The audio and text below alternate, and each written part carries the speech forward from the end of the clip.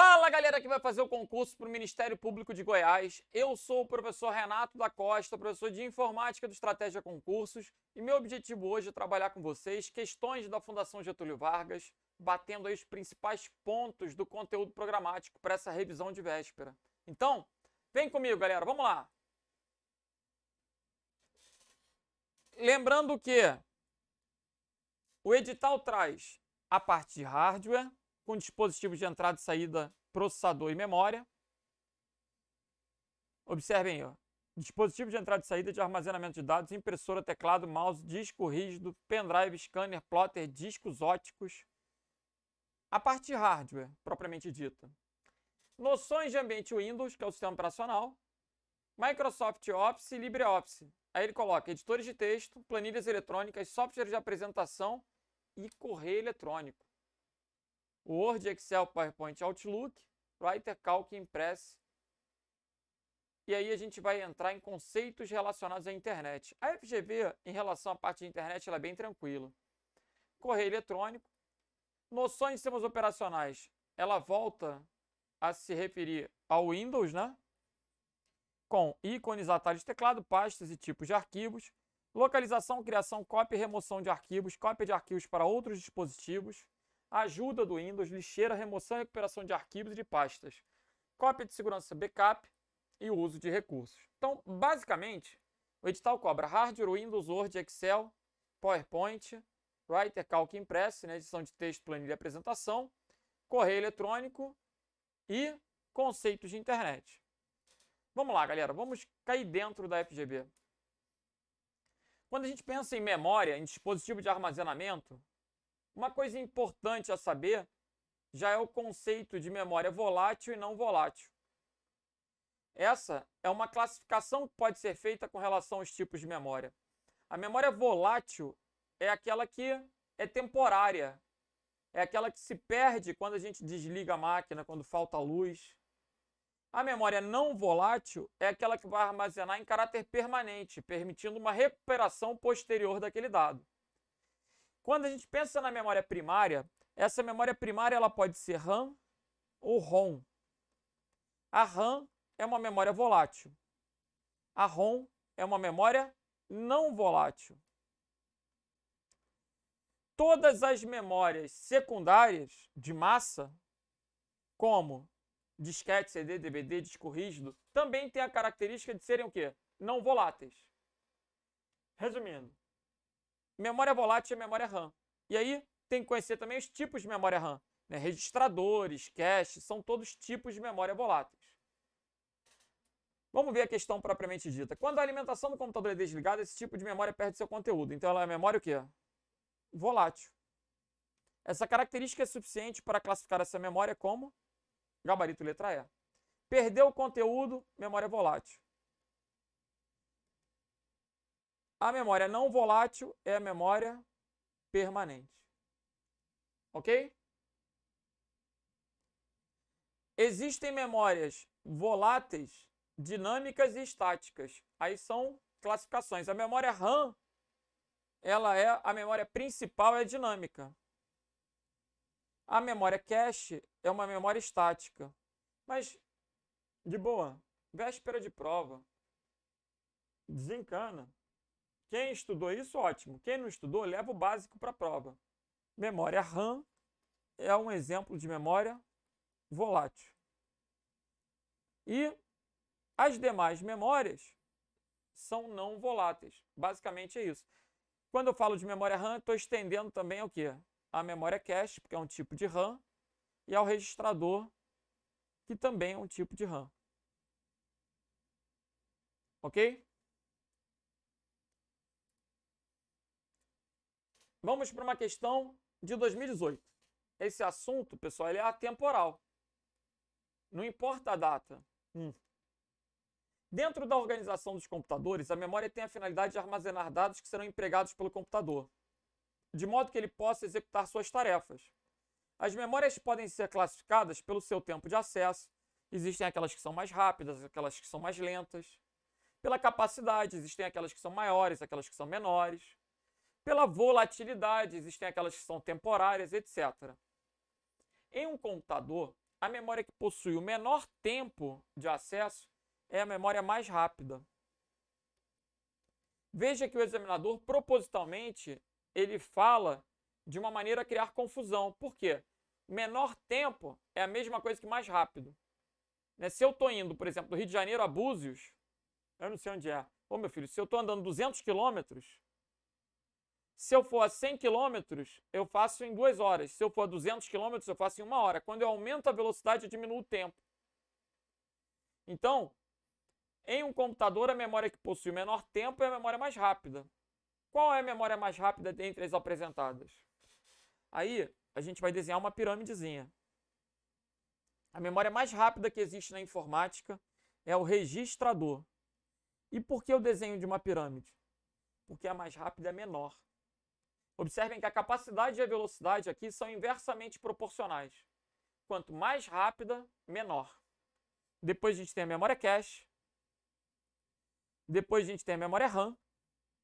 E por último, a memória de massa, também conhecida como memória secundária, que aí entra o HD, o SSD, o pendrive, o cartão de memória, o CD, o DVD, o Blu-ray, vão entrar aqui em memória secundária. Ok? Então a memória mais rápida que existe é o registrador. Tem muita gente que nunca ouviu falar no registrador e marcaria a memória cache, perderia um ponto. A memória cache é a segunda mais rápida.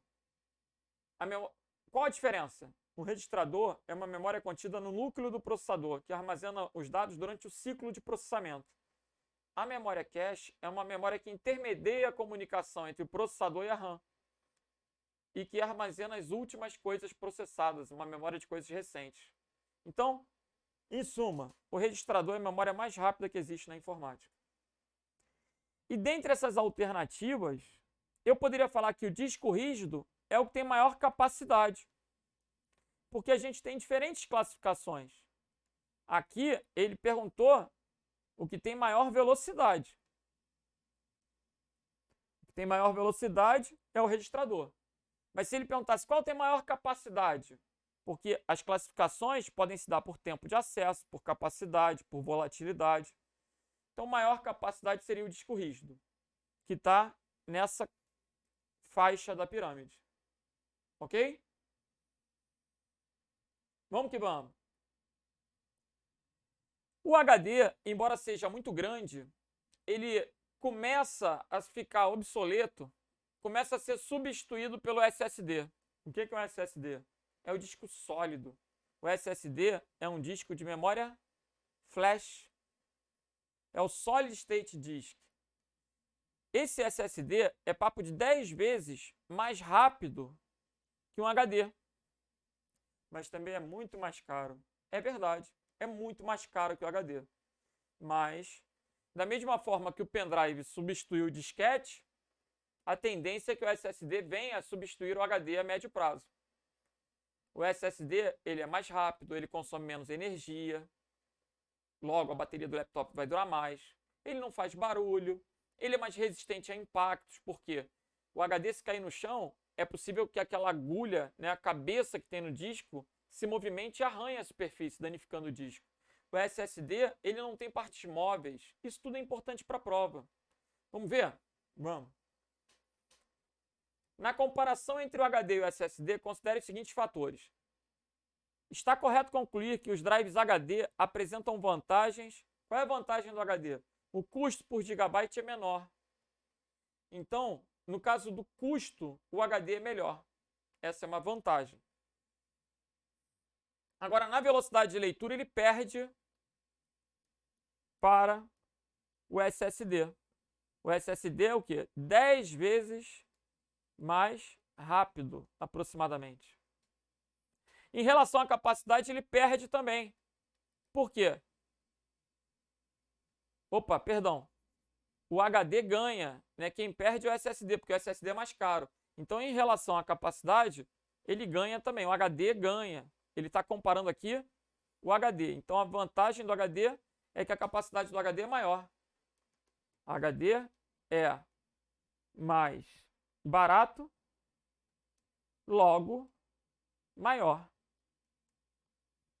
Agora, com resistência a choques e a durabilidade, o SSD ganha. Porque não tem partes móveis. Porque não tem partes móveis. Ok? Como é que ficou aí? 1 e 3, gabarito letra B de brabo. As vantagens do disco rígido estão relacionadas a preço e tamanho, capacidade de armazenamento. O SSD é mais rápido, consome menos energia, é mais resistente a impacto, é mais leve. O SSD é muito melhor, não tenha dúvida. Mas é mais caro. Tá bom. Gabarito letra B. Vamos para a próxima. Qual o principal componente do computador? É o processador, pessoal. O processador é o cérebro do computador. Ainda que o processador não tenha sido explicitado lá no conteúdo programático diretamente, quando a gente pensa em hardware, a gente não pode esquecer que o processador é o cérebro do computador e que o principal fabricante de processadores hoje em dia é a Intel. Existem várias empresas de processadores, a Intel é a principal. A velocidade do processador é expressa em Hz. Então, são conceitos básicos aí relacionados à parte física. Gabarito letra B. Agora, o edital coloca vários dispositivos de entrada e saída. O que pode cair acerca de um teclado? Olha que viagem a questão da FGV. Viagem não. É até uma questão fácil, mas tem muita gente que não conhece, não sabe. Olha para o teu teclado e observa quais são as primeiras teclas. As primeiras teclas alfabéticas. É o Q, W, R, T, Y. Esse é o layout do nosso teclado. O nosso teclado americano, o nosso teclado ABNT. É só você observar lá. Embaixo do número 1, a gente tem a letra Q. Aí tem uma sequência, Q, W, E, R, T, Y. Quem fez curso de datilografia, quem aqui é meu contemporâneo, que pegou datilografia, digitação, antigamente cobria a nossa mão com um pano e mandava ficar repetindo aquela sequência de teclas. Eu fiquei muito tempo lá, QWRTY, QWRTY, QWRTY, para pegar agilidade com os dedos, né? Os nossos 4 dedos ficavam sobre essas teclas, pressionando o tempo inteiro. Fazendo essa sequência. Então, gabarito aí é o quê? Letra B de bravo. E os outros? Cara, existe o teclado Dvorak, mas não vai cair na prova, porque não é o nosso layout. Beleza? O teclado ABNT, ele é marcado pelo cedilha. E existe ainda um teclado chamado ABNT2. Esse teclado ABNT2 é marcado por uma tecla chamada Alt-GR. Essa tecla Alt-GR permite que a gente acesse um terceiro caractere na tecla. Por exemplo, a tecla de número 2, ela tem o arroba em cima e um 2 subscrito do lado. Se eu quiser colocar o arroba, aperto Shift. Se eu quiser colocar o 2 de H2O, um 2 subscrito, eu vou usar o quê? Alt-GR. Beleza? Vamos para a próxima. Dentro da organização dos computadores, as memórias têm a finalidade de armazenar dados que serão empregados pelo computador. O objetivo da memória só pode ser armazenar. Memórias podem ser classificadas pelo tempo de acesso, volatilidade, etc. Essa é repetida, gabarito é letra E. Poxa. Agora a gente sai da parte de hardware e avança no conteúdo programático com o Windows. Gerenciamento de arquivos no Windows. Eu preciso conhecer as extensões. As principais extensões de arquivos de imagem, de vídeo, de som. Vamos começar com essas. Extensões de arquivos de imagem, PNG, BMP, GIF, TIFF, JPG, são principais extensões de arquivos de imagem. De vídeo, no Windows a gente tem WMV, AVI, FLV, MP4, não podia esquecer do MP4, MKV. De som, MP3, Wave, WMA. São algumas extensões muito comuns. Tem mais? Tem muitas outras. De vídeo eu poderia colocar aqui Move, VOB, tem muitas outras. Eu não tenho interesse de esgotar, mas de colocar as principais. Por quê? Quando ele coloca aqui imagem, PNG. E as outras? Vamos lá.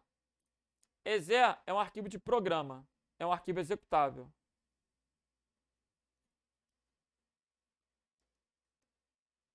TXT é um arquivo de texto, texto puro, sem formatação, texto ASCII. RAR é um arquivo compactado.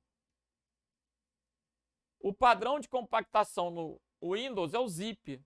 ZIP, ARG, RAR são formatos de arquivos compactados. PNG é o gabarito, imagem. E CSV é texto separado por vírgulas.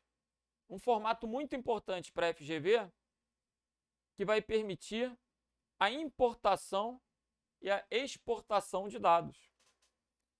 Sempre que eu penso em importar e exportar, eu posso lembrar do CSV e XML. São extensões bastante propensas a atender esse objetivo. Importar, obter dados externos, importar e exportar. Ok?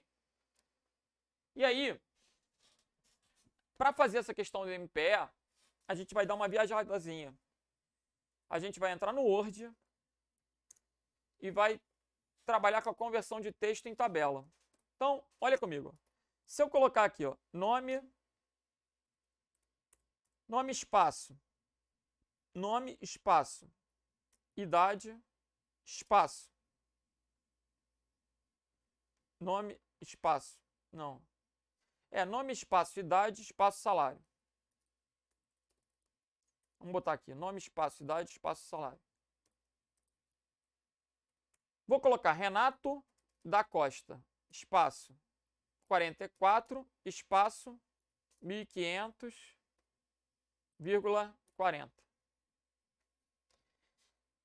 Vamos colocar mais um. Bruno Lima, espaço 23, espaço 10.000. Galera, se eu quiser converter isso numa tabela, eu posso selecionar essas linhas, vir aqui em inserir, converter texto em tabela. Para realizar a conversão, eu vou ter que ter um caractere delimitador. Observe que na primeira linha eu tenho nome, idade e salário. São as 3 colunas que eu quero que a minha planilha tenha. Quem separa o nome da idade é o espaço. Então, se eu colocar aqui o espaço como delimitador, será que essa tabela ela vai ser convertida corretamente? Vocês acham que vai dar certo essa conversão? Olha o que vai acontecer. Ó. Nome, idade e salário ficaram legais, mas o Renato da Costa, ele separou em 3 colunas. Ó. Que droga. Eu estou querendo mostrar para vocês que, nesse caso, o delimitador não pode ser o espaço. Eu vou ter que colocar um caractere aqui para delimitar. Poderia colocar vírgula. Aí eu coloco Renato da Costa, vírgula, 44, ó. Vai ficar legal. Bruno Lima, vírgula, 23. Agora, se eu adotar a vírgula como delimitador, o que você acha? Vai ficar legal? Quase. Por quê? Quando eu escolher a vírgula, o problema todo é a questão do salário, porque o salário é 1.500,40. Aqui no Brasil, a gente utiliza a vírgula como separador decimal, então ele está jogando os centavos para uma coluna diferente, o que não ficou legal. Eu posso escolher qualquer delimitador, desde que seja coerente. O que a gente costuma fazer? No Brasil, a gente costuma usar o ponto e vírgula como delimitador, para não confundir com a vírgula das casas decimais. Agora, eu vou conseguir corretamente converter essa tabela, ou melhor, esse texto em tabela. Ele ficará com 3 colunas e 3 linhas. Olha comigo. Converter texto em tabela e o caractere vai ser o ponto e vírgula. Quando eu der um OK, agora ficou bonito. O que o examinador está colocando na questão do MPE do Rio, tomara que caia em Goiás, é justamente que ele tem 3 arquivos de texto e precisa carregar esses arquivos de texto no Excel da vida. Para isso, o Excel vai ter que fazer essa conversão de texto em uma tabela e vai ter que reconhecer um caractere delimitador. O caractere delimitador pode ser qualquer um, desde que funcione. Veja, ele diz que a planilha possui um nome e 4 avaliações. Nome, nota 1, nota 2, nota 3, nota 4. Nome, nota 1, nota 2, nota 3, nota 4. No item 1, ele utiliza como delimitador o ponto e vírgula. Então, esse item 1 eu consigo converter usando ponto e vírgula. O item 1 é válido para conversão.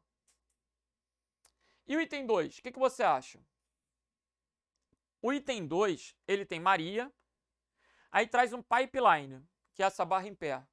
Depois 9, 10. Gente, se eu escolher o pipeline, aí eu vou ter 2 colunas, basicamente. Eu vou ter a coluna da Maria e a coluna das notas. Se eu escolher o ponto e vírgula, a primeira nota vai ficar junto com a Maria. Vê se você consegue perceber. O item 2, ele não vai ser facilmente convertido em tabela. Ele não vai ser compatível. Eu não vou conseguir importar. Então, o item 2 é falso. E o 3? O 3 está usando vírgula. O problema é que a Maria tirou 9,8. E se eu deixar o delimitador com uma vírgula, a Maria vai ter 5 notas.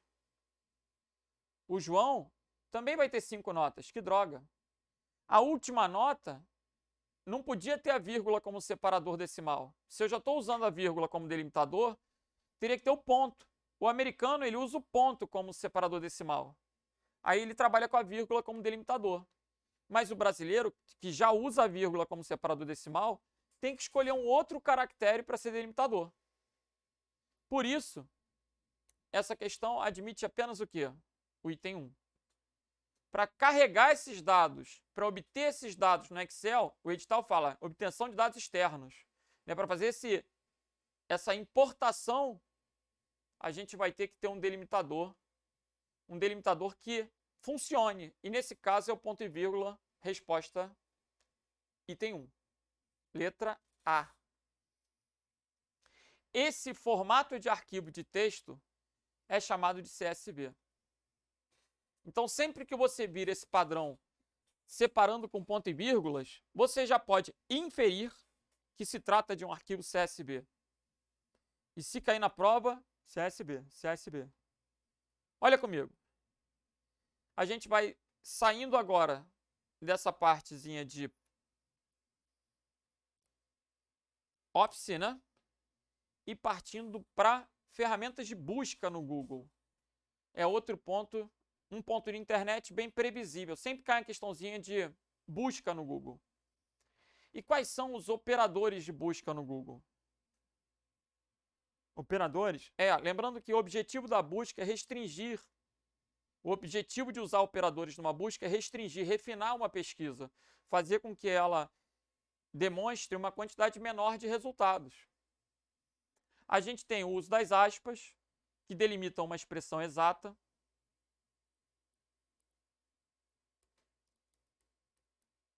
A gente tem o uso do hífen, que exclui uma palavra do resultado da busca.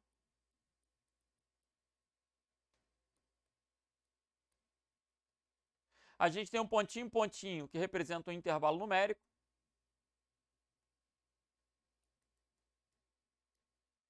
A gente tem o asterisco, que representa um coringa, um grupo de caracteres qualquer. O arroba para redes sociais. E uma série de comandos. Comandos como file type para especificar um tipo de arquivo, site para fazer a busca em um determinado site, endereço, domínio, e dentre outros, né? Pode vir na prova in URL, para procurar dentro da URL, in text, para procurar dentro do texto da página, in title, para procurar dentro do título, in title. Então, existem vários comandos no Google. Agora, olha que doideira. O examinador quer aquilo que não vai dar nenhum resultado. O que vocês acham? É difícil você pensar numa busca no Google que não vai dar resultado, né? Deixa eu abrir o Google aqui. Estou entrando no Chrome.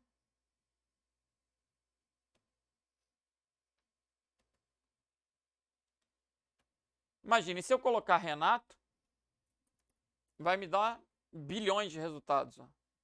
182 milhões de resultados. Se eu colocar aqui Renato da Costa, 26 milhões. Veja que quanto mais eu coloco palavras, menor essa busca vai sendo. Ela vai sendo mais precisa. Se eu colocar entre aspas, essa expressão vai ter que estar exata.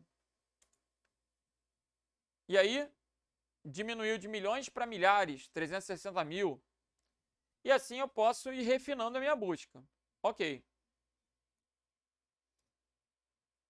Agora, como é que a gente vai fazer para não aparecer nada? Uma busca pode ter, olha lá, 360 mil. Mas, pessoal, se eu mando procurar porta e depois eu nego a palavra porta, como é que eu vou mandar procurar uma palavra e negar aquela palavra? Aí eu tenho uma contradição. Ele não vai retornar nada. Imagina, eu estou procurando mandar porta, mas não pode ter porta. Então, o gabarito aí vai ficar o quê, gente? Letra D de delta. Agora, o problema todo é que a C, D e a E são muito parecidas. Na verdade, todas são muito parecidas, né? O detalhe é que, para excluir a palavra do resultado da busca, não pode ter espaço entre o sinal de hífen e a palavra. Se você coloca um espaço, ele vai considerar aquele hífen não como o sinal de menos, mas como um hífen, como numa palavra composta, né? Tipo guarda-corpo. Ou, sei lá, meio-dia, se tiver hífen. Então, o Google, ele ainda tem mais características que são interessantes. O Google, ele ignora caracteres de pontuação, ignora maiúsculas e minúsculas e ignora acentuação. Então, se você colocar uma palavra com letra maiúscula ou minúscula, não faz diferença. Se você colocar acentuado ou não, não faz diferença. E se você colocar vírgula, ponto, também não faz diferença, porque ele vai ignorar. Agora, na letra C, ele ignora o hífen. Na letra E, ele ignora o hífen. Na letra D, ele não ignora o hífen. Por quê? A sintaxe está excluindo a palavra porta. Esse hífen adjacente à porta é para excluir a palavra porta. Professor, então por que não ignorou não funcionou também na A? Porque na A está entre aspas. Quando você coloca entre aspas, você quer aquela expressão exata. Você não está usando o sinal de menos para excluir dentro das aspas. Porque nas aspas ele quer aquela expressão exata. Entendi. Então o gabarito aí é o que? Letra D de delta. Agora, essa questão do MPE do Rio de 2016, ela se torna mais difícil, porque o candidato ele tem que conhecer o conceito de operador booleano. O que são os operadores booleanos? São os operadores lógicos. Operadores lógicos são aqueles operadores lá da tabela verdade, aqueles conectivos e, ou, não. Isso são operadores lógicos. Quando ele coloca aqui, ó, MP e Procuradoria, significa que tem que ter essas duas palavras. Aí ele coloca menos federal, aí ele está negando federal, ou seja, tem que ter MP, tem que ter Procuradoria e não pode ter federal. Olha lá, vamos ler o enunciado. No mecanismo de busca do Google, uma pesquisa com texto MP e Procuradoria produz mais de 300 mil resultados. É raro obter uma resposta dizendo que não encontrou nenhum. Só vai encontrar algum se houver uma contradição. Um exemplo de texto que busca, que certamente provocaria essa mensagem é: aqui eu tenho que ter MP e Procuradoria e não pode ter federal. É possível que eu tenha MP e Procuradoria estadual? Sim. Então vai aparecer resultado, ainda que não tenha federal. Então a letra A vai aparecer alguma coisa.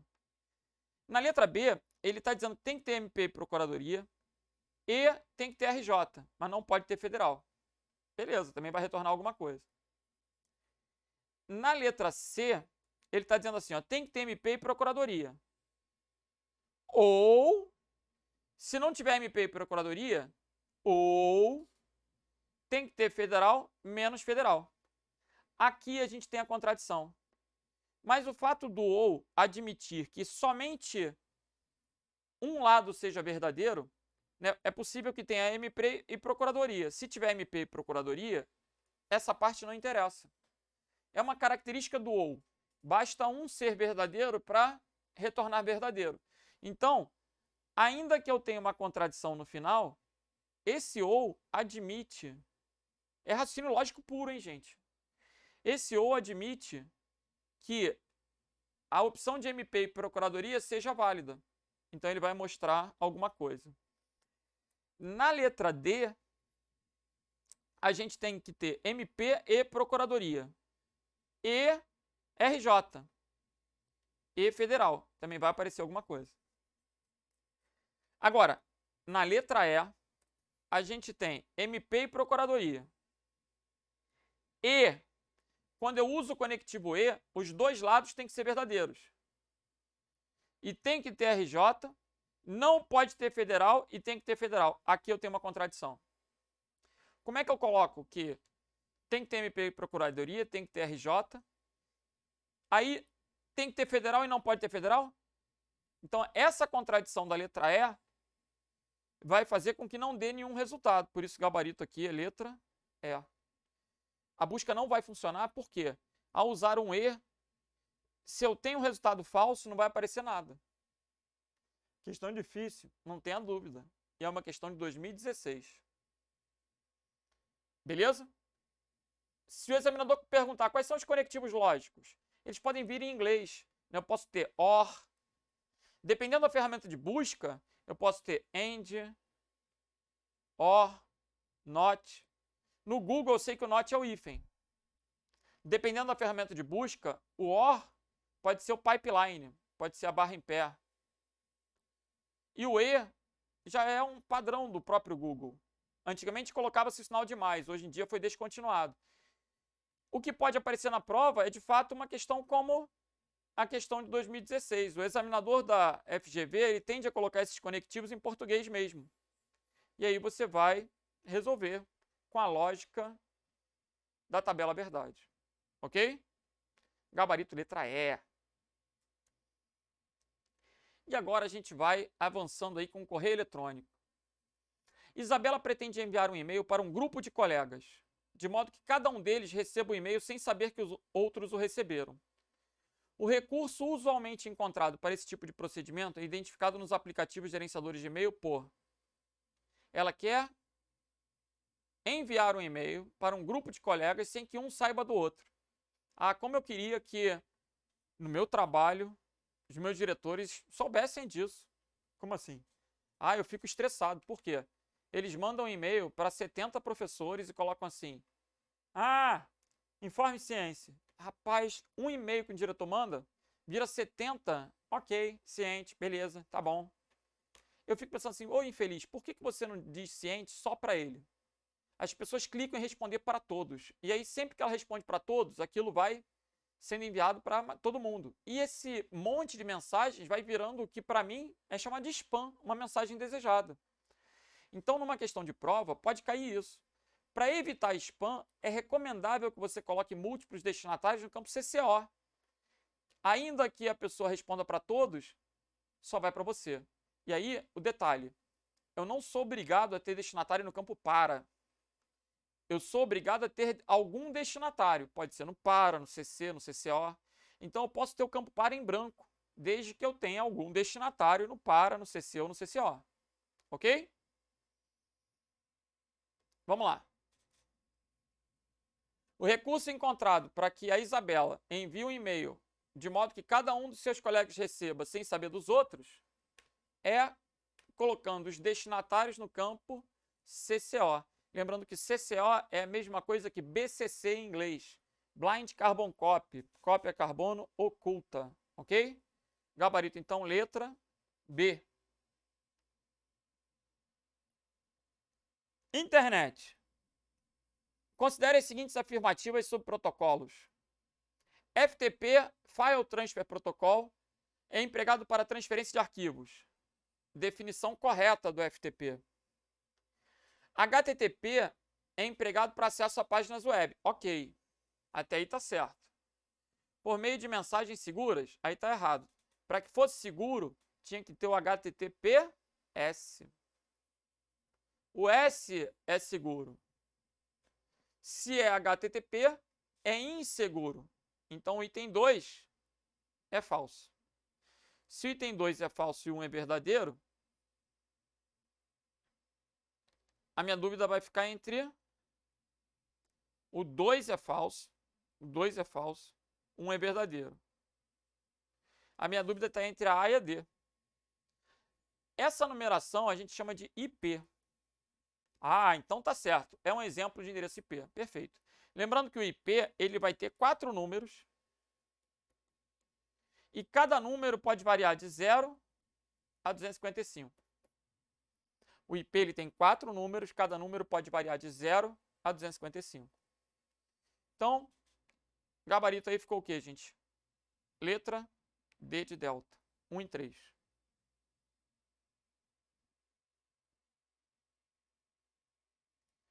Agora a gente vai para a ferida da FGV, né?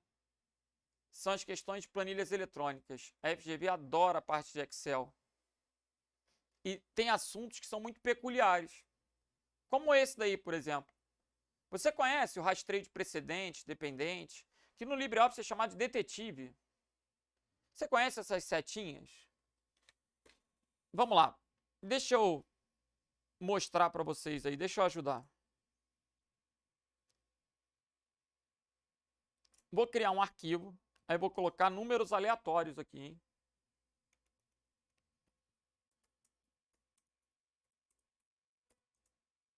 Legal. Se eu colocar uma fórmula, vocês não viram digitar a fórmula. Não? Não. Olha aí. A célula D1 traz uma fórmula. Eu posso inferir que a célula D1 é igual à soma de A1 mais A2? O que você acha? A1 é 20, A2 é 20. 20 mais 20 dá 40. Inferir é deduzir. Eu posso inferir, eu posso achar que D1 é igual a 1 mais A2? Posso, dá 40. Eu posso achar que D1 é igual a 3 mais A4? Posso. Eu posso achar que D1 é igual a 2 mais A4 menos A3? Gente, qualquer fórmula que dê 40 é uma possibilidade. Então, no campo da dedução, se bater a conta, tá certo. Agora, se eu quiser ter certeza, eu posso clicar na fórmula e ver aqui em cima, na barra de fórmulas. Ou eu posso rastrear precedentes. Rastrear precedentes e rastrear dependentes. Observem aí. Ó. Aqui até mudou um pouquinho no Excel novo, né? Quando eu marquei, vamos colocar igual a 1 mais A2. Rastrear precedentes. Legal, assim ficou melhor. O que ele está me mostrando? As células A1 e A2 precedem a célula D1. A1 e A2 precedem D1. Então, se o examinador perguntasse se D1 é igual a A3 mais A4, está errado. Por quê? Eu estou vendo pela bundinha da seta a origem. Aqui eu tenho o precedente. Aqui eu tenho o dependente. Então, D1 depende de A1 e A2. A1 e A2 são precedentes de D1. É o que a seta está me mostrando. Quando eu for lá para a questão, olha comigo. Ele está me mostrando que a célula C1 depende de B1. C1 depende de B1. E ele está me mostrando que a célula B1 depende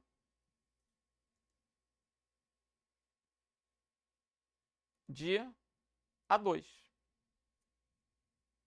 Então, eu tenho uma dependência direta de C1, perdão, B1 dependendo de C1, perdão, C1 dependendo de B1 e B1 dependendo de A2.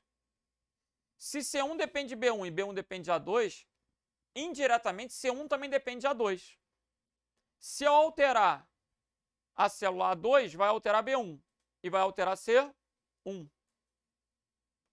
Agora, ele quer saber a fórmula contida em B1. Gente, a fórmula contida em B1 tem que ter A2, por causa da seta. Ainda que todas deem 40, todas dão 40. Necessariamente, B1 depende de A2. Está escrito isso com a seta, visualmente. Se B1 depende de A2, a fórmula em B1 tem que ter A2, por isso o gabarito é letra E. Ainda que eu não esteja vendo a barra de endereços, eu posso afirmar que o gabarito é letra E, pelo rastreio de precedentes. Vamos para mais uma. Outro assunto bem costumeiro na FGV é o papo de referência circular. O que é uma referência circular? A minha célula não pode fazer referência ao meu próprio endereço. Como assim? Vamos dar um exemplo. Deixe-me remover isso aqui. Se eu colocar a soma de A1 até A4, ele vai funcionar, vai me dar 80. Beleza. Agora, se eu colocar igual a soma de A1 até A5, pensa comigo. Se eu estou na célula A5, como é que eu vou mandar somar A5? Se eu fizer isso, vai dar erro. Aí esse tipo de erro é chamado de referência circular. Eu nunca vou poder ter, na minha fórmula, uma referência ao meu próprio endereço. Então, considere uma planilha do Excel na qual as regiões de A1 até A10 e C1 até C10 estão preenchidas com números aleatórios. E na região de B1 até B4 foram digitadas respectivamente as seguintes fórmulas. Aqui você tinha que ter a percepção de que a primeira fórmula foi digitada em B1, B2, B3 e B4. Se a primeira fórmula está em B1, eu não posso fazer referência a B1. Se a segunda fórmula está em B2, não pode fazer referência a B2. Se B3, não pode fazer referência a B3. De A1 até C3, tem A1, A2, A3. B1, B2, B3. C1, C2 e C3. Aqui eu tenho 9 células. Nessas 9 células tem B2. Tem B3, perdão. Então, essa também vai dar erro. Agora, na última, eu, respectivamente, B1, B2, B3, B4. Aqui não tem B4. Aqui tem C4. C4 pode, não pode ter B4. O ponto e vírgula é um E. A1, E, 5, E, A3, E, C4. Legal, aqui todas passaram. Então, as que estão corretamente construídas são 1 e 4. Por isso o gabarito é letra B. Esse tipo de questão, para quem não está acostumado, é difícil. Mas você que está estudando para a FGV tem que conhecer erro de referência circular. Eu jamais vou poder fazer referência à célula que eu estou. Então, se eu estou na célula B1, eu não posso ter B1 como argumento da minha fórmula. Ok? Galera, PROC-V e PROC-H, chega a ser maldade eu colocar isso numa revisão de véspera. Mas o básico você vai ter que lembrar. PROC-V é procura vertical, PROC-H é procura horizontal. Isso já é uma coisa elementar. Procurar, se você manda procurar na coluna, procura é vertical. Se você manda procurar na linha, procura é horizontal. Considere que você tem uma planilha que contém notas de uma turma de alunos. Nas células de A1 até A5, tem respectivamente as notas. Então, de A1 até A5, a gente tem notas.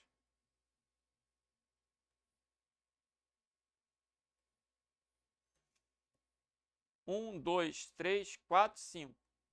8,7, 9,0, 10,0, 5,0 e 8,0. Nas células de B1 até B5 tem nomes. Antonieta, Gabriel, Sebastião, Bruna e Roberto. O que ele quer? A célula E1 exibe a média. Exibe a média das notas da turma, que dá 8,14. A célula E2 exibe a maior nota, que dá 10. Né? O Sebastião tirou a maior nota. A célula E3 exibe o aluno com a maior nota, que é o Sebastião. Com relação à planilha, qual a fórmula que foi digitada na célula E3? E3 exibe o aluno com maior nota. As notas estão na coluna A. Se as notas estão na coluna A, ele vai procurar a maior nota na coluna A. Se ele vai procurar na coluna, não pode ser PROC-H.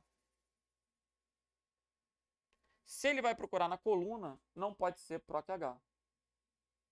Agora, a sintaxe do PROC-V é valor procurado, ponto e vírgula, matriz, ponto e vírgula, índice da coluna. Esses 3 argumentos são obrigatórios, o 4º argumento é opcional.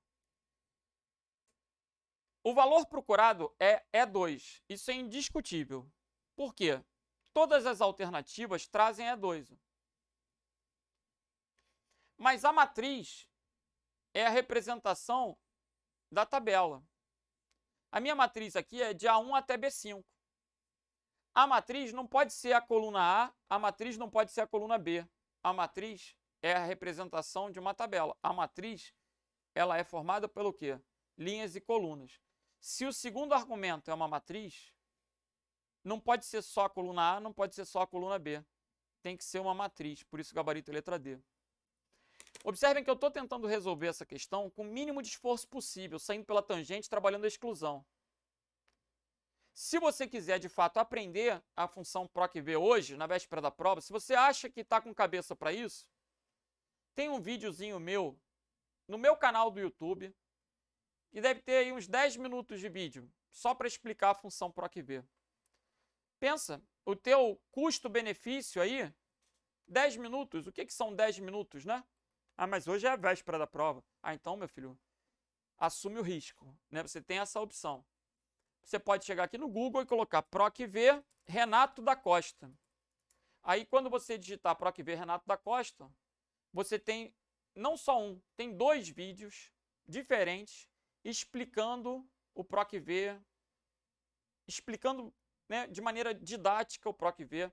E é papo aí de 10 minutinhos, ó, 16 minutos um, 12 minutos o outro. Se você quiser, cai dentro. Agora, ah não, eu vou assumir o risco. Então beleza, meu filho. Então, lembre o basicão, pelo menos, se tiver que chutar, é o PROC-H procura na linha e o PROC-V procura na coluna. A sintaxe sempre vai trazer o valor procurado e a matriz. Por aí eu já resolvi que o gabarito era a letra D. O valor procurado era comum nas 3, só que só uma tinha matriz. Por quê? A, 2 pontos A é coluna A. B, 2 pontos B é coluna B. Não pode ser a coluna, tem que ser a matriz. Matriz é um conjunto de linhas e colunas, ok?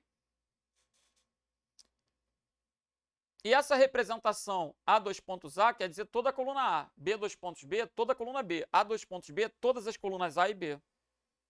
Entendi. Agora, a gente vai para uma questão de Word relacionada ao uso dos caracteres coringa. Galera, esse é outro assunto batido, previsível na prova da FGV. A gente tem muitos coringas no Word. A gente tem o asterisco para representar um grupo de caracteres. A gente tem a interrogação para representar um único caractere. A gente tem colchetes, colchetes com hífen. A gente tem colchetes com exclamação, a gente tem o arroba, a gente tem as chaves com número dentro, a gente tem as chaves com 2 números dentro. Caramba, é muito coringa. Muito coringa para, inclusive, aprender na véspera. Aí, olha o meu jabá de novo. Se você acha que tem tempo, assim, se você me perguntar, eu acho que vai cair. Se você acha que tem tempo, tem um vídeo, aí já é maior. É papo de 1 hora só trabalhando FGV com questões de localizar e substituir no Word. E ainda assim, é possível que você erre a questão, porque a FGV ela coloca tantas pegadinhas com relação a isso. Jura? Juro. É um assunto que era para ser relativamente fácil, mas que ela consegue complicar. Coloque localizar e substituir no Word, Renato da Costa. Joga lá, ó. A gente tem um vídeo do Estratégia Concursos explicando, é papo de 1 hora só de localizar e substituir.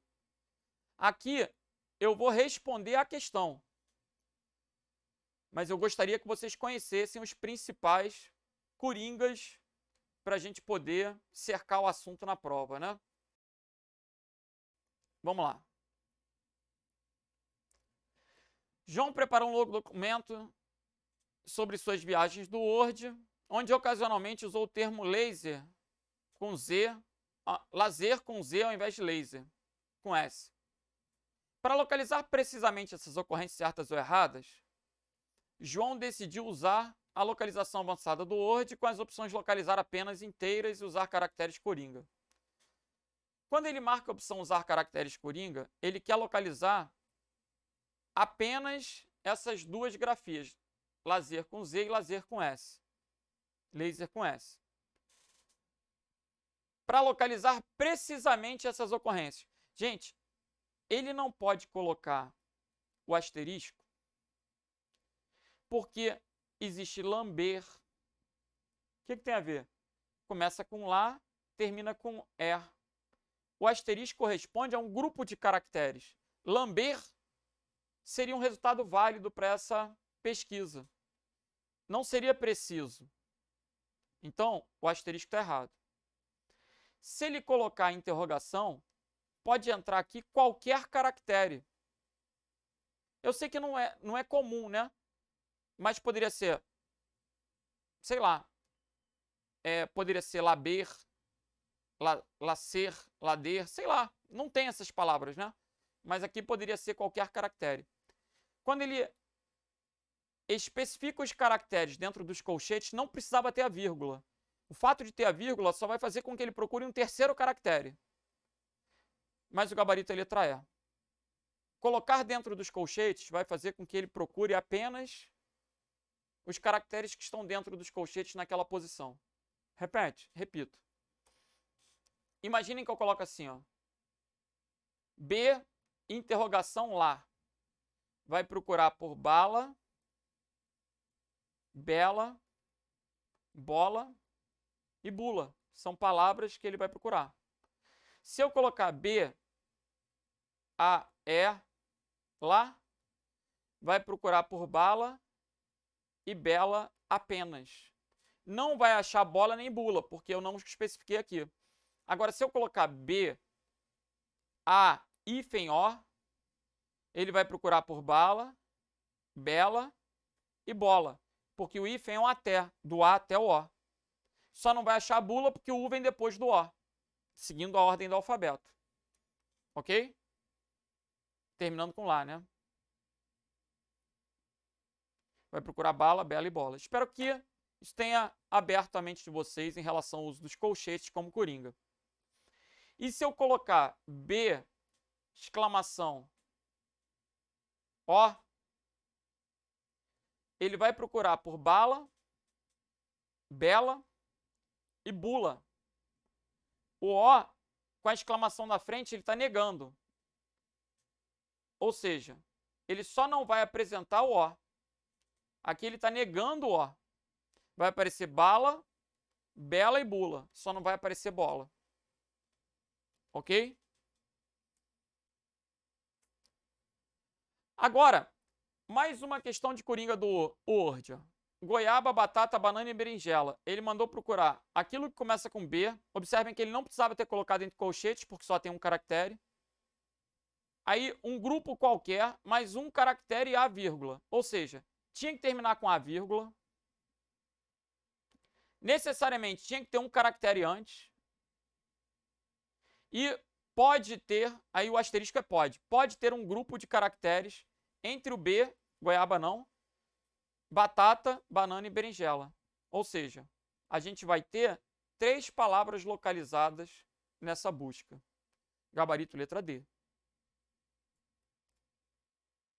E aí tem uma penca de questões recentes, né?